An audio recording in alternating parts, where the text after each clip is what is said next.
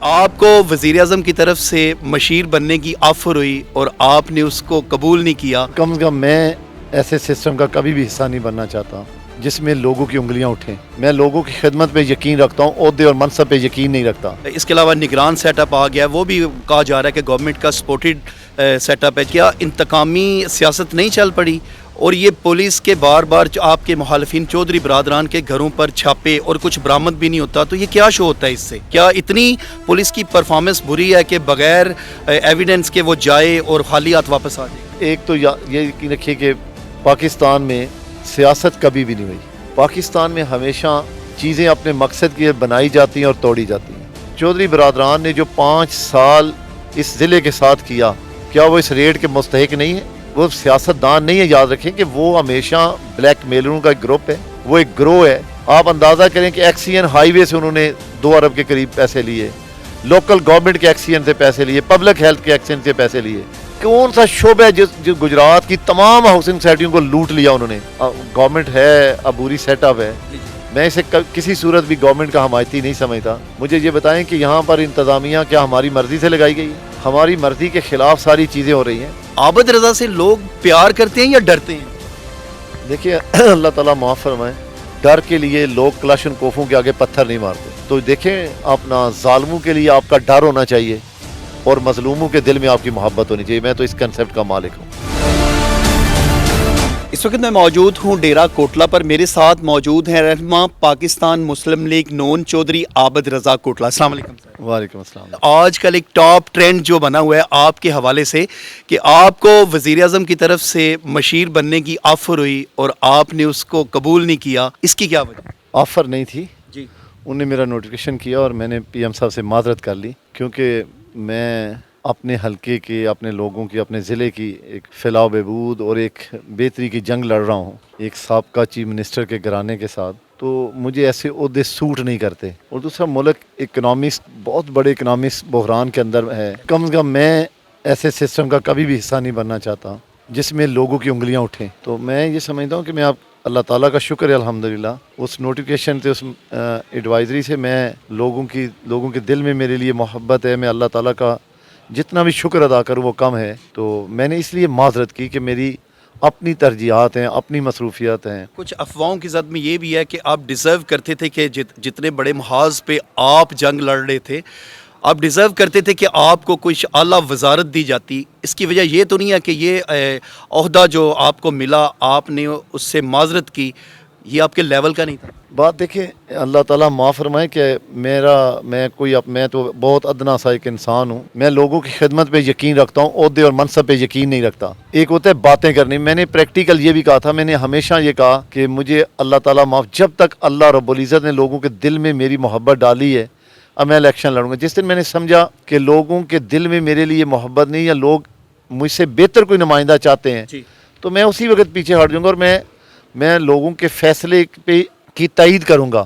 رہی بات وزارت کی یا بڑے عہدے منصب, یہ میرا مشن ہی نہیں تھا, نہ ہی میرا مقصد ہے.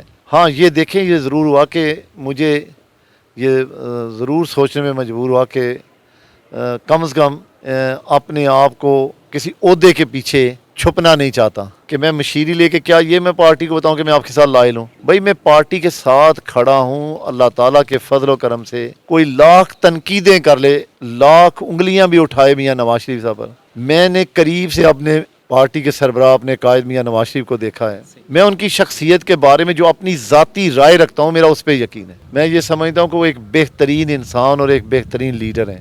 میرا تعلق ان کے مشن, ان کی لوگوں کے ساتھ محبت, اس ملک کے ساتھ محبت, اس ملک کے لیے جو انہوں نے کیا, میرا اس کے ساتھ تعلق ہے.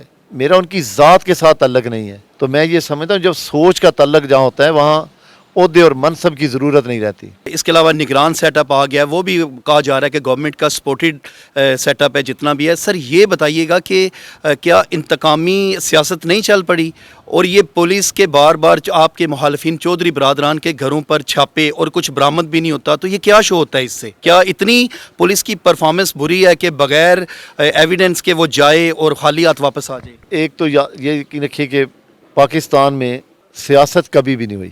پاکستان میں ہمیشہ چیزیں اپنے مقصد کے لیے بنائی جاتی ہیں اور توڑی جاتی ہیں. رہی بات کہ انتقامی سیاست کی, تو آپ یہ کیوں نہیں سامنے رکھتے کہ چودھری برادران کے گھر کا ریٹ کی تو آپ نے سوال کر دیا میرے بھائی. جب میاں نواز شریف صاحب کو، شاہد خان عباسی جیسے ڈیڈ آنیسٹ آدمی کو، احسن اقبال جیسے ایماندار آدمی کو، آپ نے رانا ثناء اللہ صاحب پہ 15 کلو منشیات ڈال دی. آپ نے خواجہ سعد رفیق جیسے شخص جس نے جب بھی کسی عہدے منصب پہ آیا تو اس نے اس ملک کے لیے منفرد کام کیے. آپ نے ان سب لوگوں کو، حمزہ شہباز کو، مریم نواز صاحبہ کو، کس کو آپ نے جیل میں نہیں ڈالا؟ جس گھر میں آپ بیٹھے ہیں 2018 کا الیکشن جیتنے کے بعد مجھ پہ ایک جھوٹی ایف آئی آر 2 دیہاتوں میں شیخ پور سریہ میں کوئی فائرنگ ہوئی 2 گروپوں کی. میں تھا بھی کوٹلہ میں نہیں تھا تو مجھ پہ 780 کا، میرے ساتھیوں پہ 780 کا پرچہ دے دیا گیا. اس گھر کے اندر کوئی 40 گاڑیوں کا پولیس نے ریڈ کیا تو ہم تو نہیں گھر سے نکلے تھے کیونکہ ہمارا دامن صاف تھا. ہم نے اسی ڈیرے میں بیٹھ کے اس پولیس کو فیس کیا، ان سے بات کی. چودھری برادران نے جو 5 سال اس ضلع کے ساتھ کیا، کیا وہ اس ریٹ کے مستحق نہیں ہے؟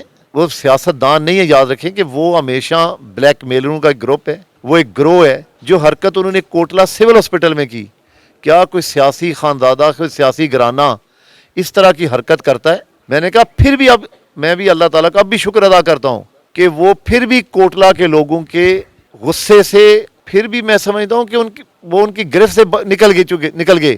شاید اگر کوٹلہ کے لوگوں کو تھوڑا بھی اندازہ ہوتا کہ انہوں نے اس طرح کی حرکت کرنی ہے تو اس سے بڑا ریئیکشن ہوتا. میں یہ سمجھتا ہوں کہ جو وہ کر رہے ہیں، ان نے لوٹ مار کی، کرپشن کی. کون سا شعبہ ہے جہاں سے انہوں نے لوٹ مار نہیں کی؟ آپ اندازہ کریں کہ ایکسین ہائی وے سے انہوں نے 2 ارب کے قریب پیسے لیے، لوکل گورنمنٹ کے ایکسین سے پیسے لیے، پبلک ہیلتھ کے ایکسین سے پیسے لیے. کون سا شعبہ ہے جو گجرات کی تمام ہاؤسنگ سوسائٹیوں کو لوٹ لیا انہوں نے؟ تو میرا بھائی یہ جو جن کے لیے انہوں نے کیا، آج وہی عوام میں سمجھتا ہوں ان کے خلاف کھڑی ہے. جن پہ ظلم و بربریت انہوں نے کی، جبر کیا، وہی آج لوگ ان کے خلاف کھڑے ہیں. اور پولیس نے تو دیکھیں جو بھی سٹیٹ آتی ہے، جو بھی گورنمنٹ بنتی ہے، پر کیونکہ پولیس کا انڈیپینڈنٹ رول تو ہے نہیں. رہی بات کہ یہ جو گورنمنٹ ہے عبوری سیٹ اپ ہے، میں اسے کسی صورت بھی گورنمنٹ کا حمایتی نہیں سمجھتا. مجھے یہ بتائیں کہ یہاں پر انتظامیہ کیا ہماری مرضی سے لگائی گئی ہے؟ ہماری مرضی کے خلاف ساری چیزیں ہو رہی ہیں. آج بھی ہم اپنی کیس میں تاریخوں پہ جا رہے ہیں. وہ جو کوٹلہ والا ثانیہ ہے، تو یہ ایک نیوٹرل سیٹ اپ ہے. اور اب یہ الیکشن ہوگا، الیکشن کے بعد لوگ انتخاب کریں گے، پھر اس کے بعد دیکھیں گے کہ عوامی گورنمنٹ آ کے کیا ان کے خلاف کرتی ہے. وہ ایویڈنس بھی اکٹھے کرے گی، وہ انشاءاللہ ان کے خلاف کیس بھی بنائے گی اور انہیں سزا تک بھی لے کے جائے گی. عابد رضا سے لوگ پیار کرتے ہیں یا ڈرتے ہیں؟ دیکھیے اللہ تعالیٰ معاف فرمائے، ڈر کے لیے لوگ کلاشن کوفوں کے آگے پتھر نہیں مارتے. یہ محبت میں آپ کی محبت، کوٹلہ کی توقیر اور عزت کے لیے لوگوں نے کلاشن کوف جتھوں اور پولیس کے تحفظ کے باوجود نام نہاد لیڈروں پر پتھر مارے. تو یہ میں سمجھتا ہوں کہ لوگوں کی لازوال محبت ہے، جس کا میں جتنی بھی خدمت کر لوں، میں سمجھتا ہوں کہ ان کی محبت کے یہ کم ہے. تو دیکھیں، اپنا ظالموں کے لیے آپ کا ڈر ہونا چاہیے اور مظلوموں کے دل میں آپ کی محبت ہونی چاہیے. میں تو اس کنسیپٹ کا مالک ہوں. مہنگائی کا جین بہت زیادہ بے قابو ہو رہا ہے، تو آنے والے الیکشن میں کیا آپ کے لیے یہ مشکلات کا باعث نہیں ہوگا کہ یہ جتنی مہنگائی ہے، اس میں جتنی بھی جماعتیں پی ڈی ایم کا حصہ ہیں وہ تو احتجاج کر نہیں رہی اس کے خلاف، تو اس کے سلسلے میں آپ کیا کہتے ہیں؟ دیکھیں، میں نے کہا نا کہ اس میں کوئی شک و شبہ نہیں کہ پاکستان میں ایک مہنگائی کا طوفان ہے. لیکن اگر میری صرف ہمدردانہ گزارش یہ ہے، بہت عاجزی سے یہ گزارش ہے کہ اسے ریویو کرنا چاہیے کہ 2016-17 میں جب عوامی گورنمنٹ قائم تھی، اسے جب سازش کے ساتھ ہٹایا گیا تو اس وقت اکانومی کی کیا پوزیشن تھی، اس وقت مہنگائی کی کیا پوزیشن تھی. اور جب ایک نالائق کو 4 سال آپ نے مسلط کیا قوم پہ، زبردستی مسلط کیا. میرا بھائی یہ پی ڈی ایم دیکھیں مسلم لیگ کی حکومت نہیں ہے.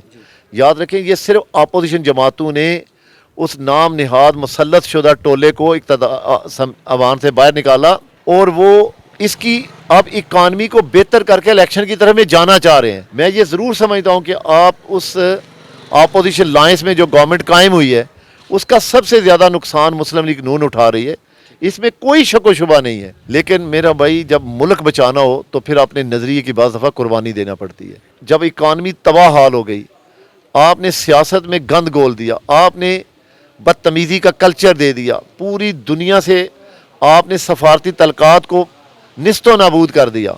ملک کے اندر باہر کوئی دنیا کا ملک اس وقت پاکستان کے ساتھ اچھے تعلق استوار نہیں کرنا چاہ رہا، وہ پاکستان کے ساتھ انویسٹمنٹ نہیں کرنا چاہ رہا. تو یہ آفٹر شاک یہ تو تباہی آنی تھی. لیکن میں آپ کو یہ بتاؤں انشاءاللہ یہ سنجیدہ گورنمنٹیں ہیں, یہ عوام کی ووٹوں سے منتخب ہونے والی حکومتیں رہی ہیں. یہ انشاءاللہ اتحاد مجھے یقین ہے کہ جلد ہی اس بحران سے اس ملک کو اس قوم کو نکالے گا. اور پھر الیکشن میں جب ہم جائیں گے انشاءاللہ اس وقت آپ دیکھیں گے کہ اکانومی پوری طرح سٹیبل ہو چکی ہوگی اور عوامی راہ ہموار ہوگی ساری سیاسی جماعتوں کے لیے. پلینگ فیلڈ برابر ہوگی. یہ نہیں ہو سکتا کہ آپ کے ہاتھ پاؤں باندھ کے تو آپ کو الیکشن میں پھینک دیا جائے. انشاءاللہ ایسی نوبت نہیں آئے گی. الیکشن تبھی ہوگا جب اکانومی سٹیبل ہوگی, ساری پارٹیوں کے لیے پلینگ فیلڈ برابر ہوگی, یہ مہنگائی کا طوفان بھی تھمے گا, یہ اکانومی کا جو کرائسس ہے اس سے بھی قوم اور ملک نکلے گا, اور پھر انشاءاللہ الیکشن ہوں گے. کوئی بھی سیاسی جماعتیں ان کے خلاف مقدمات بازی والا اور کسی کا اعلیٰ کار بننے کی گنجائش نہیں ہونی چاہیے. انہیں ہمیشہ اپنی سیاسی بصیرت کے ساتھ امانگی کے ساتھ ملک کو چلانا چاہیے, اور سیاسی جماعتوں کے ساتھ ہمیشہ محبت اور برابری کا تعلق ہونا چاہیے. کیونکہ سیاستدانوں کا ایک ہی مشن ہوتا ہے تعمیر و ترقی. ان کا ایک ہی مشن ہوتا ہے کہ ملک کو وہ ترقی یافتہ ممالک کی سب میں کھڑا کریں, اپنی عوام کا معیار زندگی بلند کریں. لیکن میں نے کہا نا کہ بدقسمتی یہ ہے کہ جب نام نہاد ٹولوں کو آپ سیاست جماعتوں کی لسٹ میں شامل کر دیتے ہیں تو اس سے تمام سیاسی نظام داغدار ہو جاتا ہے. وہ آج 2 دن جیل میں جانے والے ہوں یا ہمارے ساتھی جنہوں نے 300 400 دن جیل میں کاٹے ہیں, میں یہ سمجھتا ہوں یہ کسی کے لیے بھی نہیں ہونا چاہیے. وہ 1 دن میں رو رہا ہے یا 10 دن میں روئے یا 1 گھنٹے میں رو پڑے, یہ سیاست میں ایک دوسرے کے مخالف کو اس کی تذلیل کرنا یہ سیاست نہیں. تو میں یہ سمجھتا ہوں کہ اس میں بھی بہتری لے کے آنی چاہیے کہ کوئی بھی سیاستدان بغیر جرم کے جیل میں نہ جائے. ہاں وہ جرم کرے تو اسے جیل میں بھی جانا چاہیے. میں سمجھتا ہوں کہ اسے سر عام کوڑے بھی مارنے چاہیے, اسے سزا بھی دینی چاہیے, چاہے وہ کرپشن کرے, لوٹ مار کرے یا عوامی عہدے کو ناجائز استعمال کرے. تو وہ جو بھی لوگ ہوں ان کے خلاف قانونی کارروائی جو ہے وہ ہونی چاہیے. محکموں کو آزاد ہونا چاہیے تاکہ وہ اپنا کام اپنی ایمانداری اور اپنے قانون اور آئین کے اندر رہ کے کریں. انشاءاللہ میں نے آپ کو پہلے ہی بتایا کہ الیکشن انشاءاللہ اللہ تعالیٰ کے فضل و کرم سے جب بہتری کا ماحول ہوگا ساری جماعتوں کے لیے تبھی الیکشن ہوگا, اور مسلم لیگ انشاءاللہ دوبارہ 2/3 اکثریت سے انشاءاللہ مجھے امید ہے کہ اس بحران سے نکلیں گے اور 2/3 اکثریت سے کامیاب ہوں گے. تھینک یو سو مچ. یہ تھے میرے ساتھ رہنما پاکستان مسلم لیگ نون چودھری عابد رضا کوٹلہ. ناظرین بڑی زبردست انفارمیٹک باتیں ہوئی. یہ تو آنے والا وقت بتائے گا کہ یہ عوامی خدمت کر رہے ہیں اور عوام الیکشن کی صورت میں ان کو کس قدر عزت سے نوازتی ہے. اب تک کے لیے اتنا ہی. اپنے میزبان عرفان ادریس کو دیجیے اجازت. دیکھتے رہیے نیوز الرٹ گجرات.